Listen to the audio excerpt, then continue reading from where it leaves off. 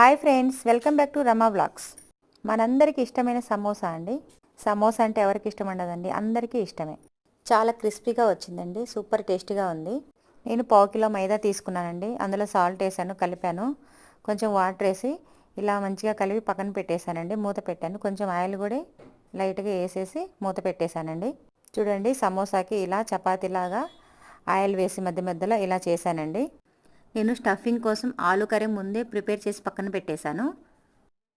Samosa maker super మార్కెట్లో తెచ్చానండి. చాలా బాగుంది. చూడు, గ్రీన్ కలర్ ఎంత బాగుందో. ఇది 20 రూపీసే పడిందండి. చాలా బాగుంది. ప్రైస్ కూడా చాలా తక్కువ. చూడండి, ఆలు కర్రీ మంచిగా ఉడికిపోయిందండి. సమోసా మేకర్లో పెట్టేసి స్టఫింగ్ కూడా చేసేసానండి. చూడండి ఎంత బాగా వచ్చేసిందో సమోసా. అంతేనండి, డీప్ ఫ్రైకి ఆయిల్ పెట్టేసుకొని సమోసాలాగా అన్నీ చేసేసుకొని వేసేయటమేనండి. ఎంతో టేస్టీ సమోసా రెడీ అయిపోయింది. Please subscribe